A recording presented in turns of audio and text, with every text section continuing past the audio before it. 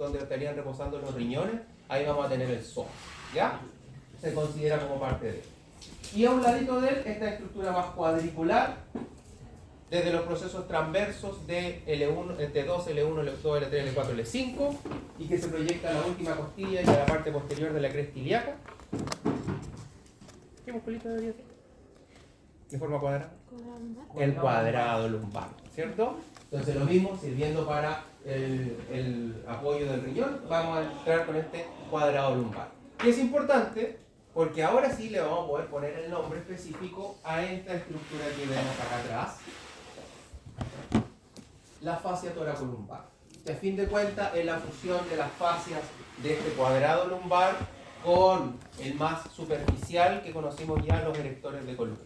Su revestimiento o su aponeurosis se engrosa, se une con este del cuadrado lumbar y los erectores, y hacia el lado se proyectan con esta fascia toracolumbar que va a servir de inserción para este otro conjunto de musculatura, al mismo tiempo que cuando vayamos viendo hacia adentro va a servir de aislante hacia lo que va a ser toda esta grasa perirenal o el espacio del renal, ¿ya? El espacio del riñón.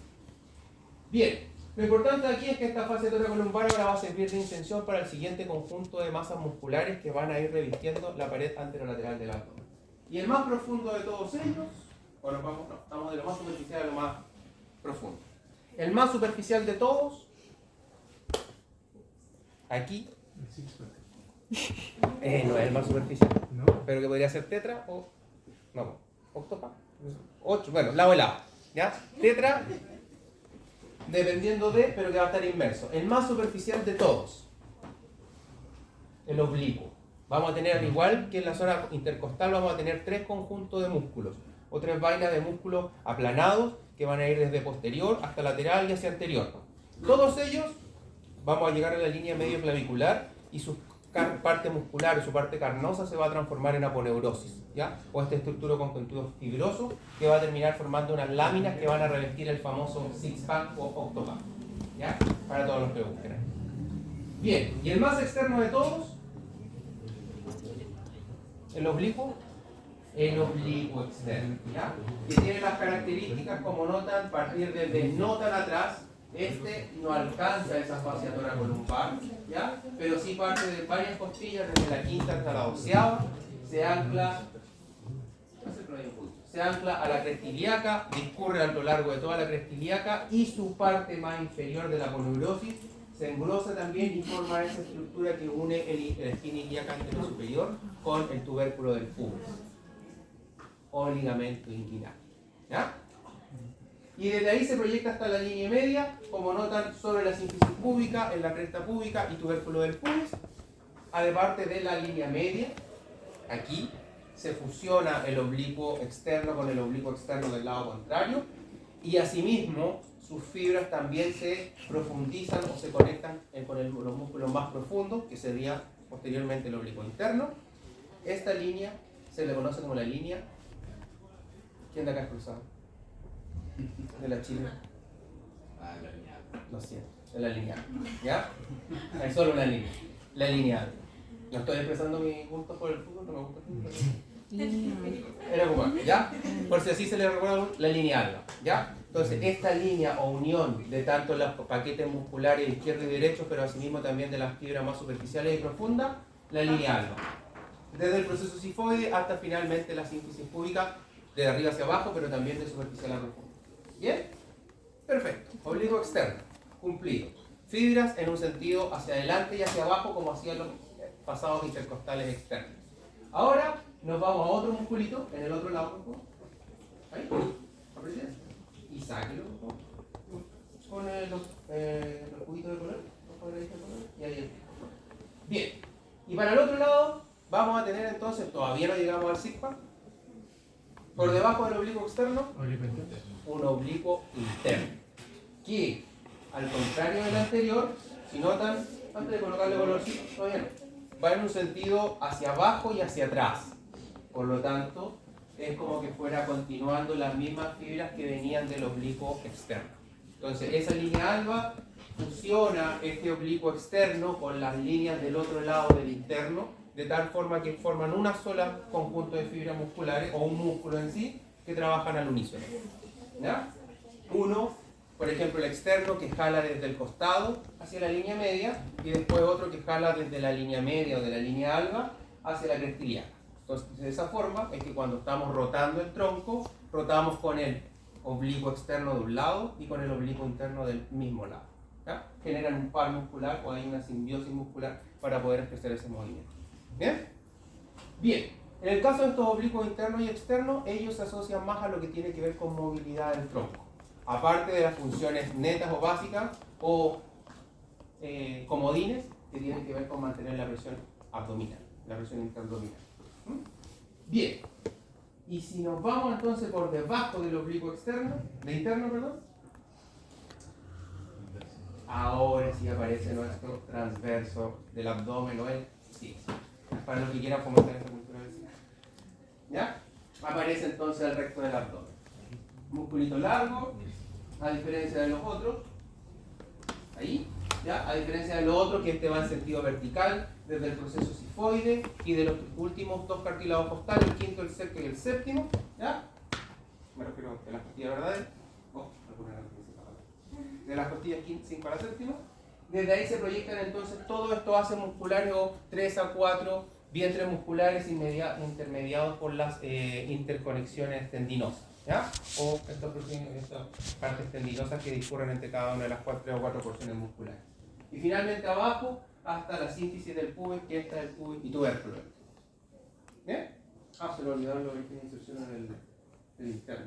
Ahí lo reconsideramos con el transverso. Y ahí vamos a tener entonces este recto del abdomen. ¿Bien? Por arriba tiende a ser más ancho, abajo se tiende a adelgazar, pero al mismo tiempo abajo se hace más grueso y arriba queda un poquito más delgado su conjunto labial. Desde ahí, sorpresa, ¿verdad, señorita Vicky?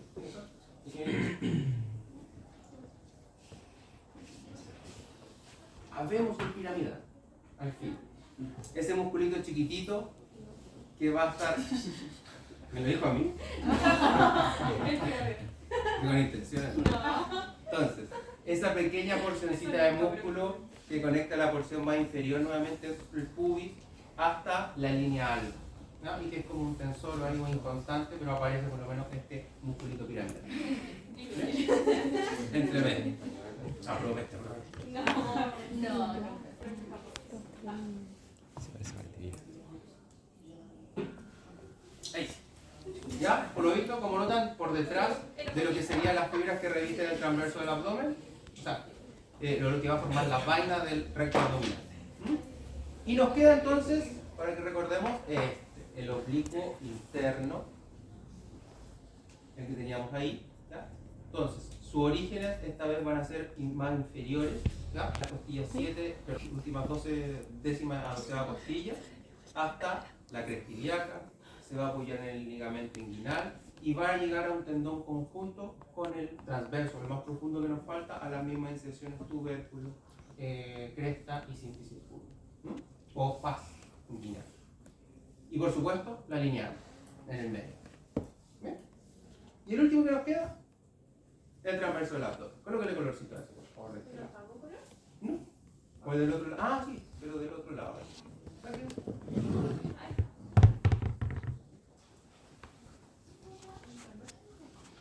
No, el interno, el oblicuo interno. No, pero ¿sabes? El del otro.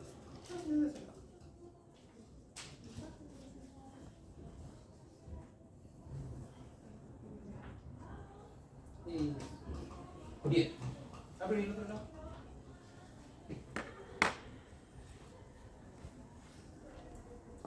Esa fue. Ahí tenemos los dos rectos abdominales, ¿ya?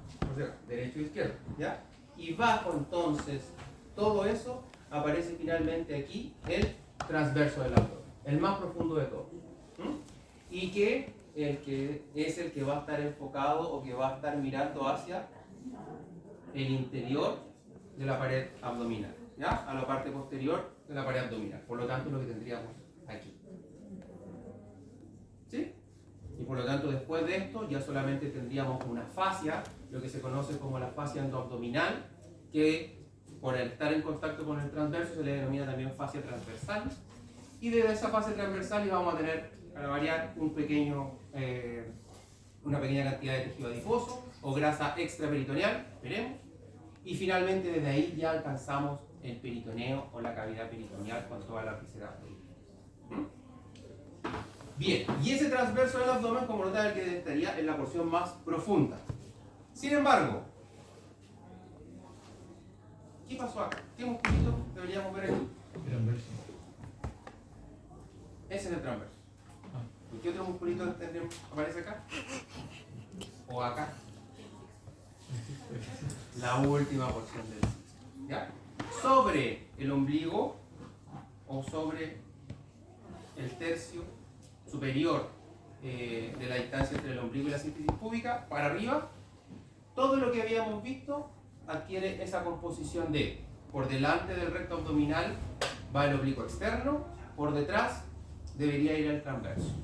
Sin embargo, cuando viene el oblicuo interno hasta esta línea, aquí se divide en dos láminas, ¿ya? Y esas dos láminas, una va a pasar por delante del recto abdominal y otra va a pasar por detrás, ¿ya? Y en su conjunto todas esas láminas anteriores y posteriores van a formar la vaina del recto abdominal.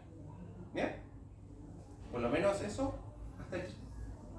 Cuando llegamos a este nivel, ¿ya?, por debajo del ombligo, aparece esta nueva bifurcación de fibras, donde todo lo que pasaba por detrás, por lo tanto la mitad del oblicuo interno con la mitad... ¿Podría colocar el oblicuo interno? Por otro lado. Solo de un lado. Ahí. Perfecto. Entonces, cuando llegamos a este nivel, esa lámina que revestía por posterior el oblicuo interno se hace por delante y por lo tanto nos tapa el recto abdominal, ¿ya? Aquí están las dos láminas unificadas, por eso es que siempre está tapando el recto abdominal. Pero esa porción que había quedado por posterior, por ejemplo aquí, si aquí tenemos el transverso del abdomen y yo lo saco, debería aparecer el resto del recto abdominal. Pero sin embargo, todavía tenemos enmarcado el oblicuo interno, ¿ya? Entonces tenemos por posterior oblicuo interno y aparte más adentro el transverso del abdomen. Sin embargo, cuando llegamos a este nivel, todas estas fibras que pasaban por posterior se vuelven anteriores al recto abdominal, ¿ya? Y por eso aquí vamos a ver entonces el transverso del abdomen siempre delante del recto abdominal. Después vamos a ver ahora el oblicuo interno completo y finalmente, como siempre ha ocurrido, el oblicuo externo por sobre todo, ¿ya? Y esta línea que tenemos demarcada ahí se le denomina... ¿Cómo se le denomina, señorita Schultz?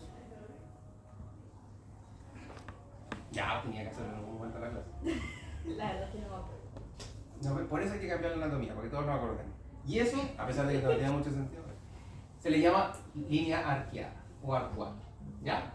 Que sí tiene un sentido, porque la verdad es que este hecho de que ahora que todas las fibras que estaban por detrás del recto abdominal se hagan anteriores, hace que lo único que está separando nuestro contenido abdominal de la pared anterolateral del abdomen es la fascia y la grasita peritoneal y el peritoneo, versus una pared muscular o laminar que antes le daba más estabilidad.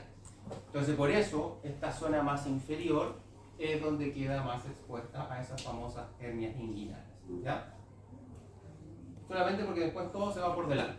Entonces, aquí transverso del abdomen hasta que llegamos a esta porción más abajito del ombligo y estas fibras se hacen hacia adelante del recto abdominal. Y por lo tanto aquí atrás lo único que deberíamos encontrar, fase transversa, grasa extraperitoneal y finalmente el peritoneo con todo ese conjunto de vísceras que tenemos por ahí.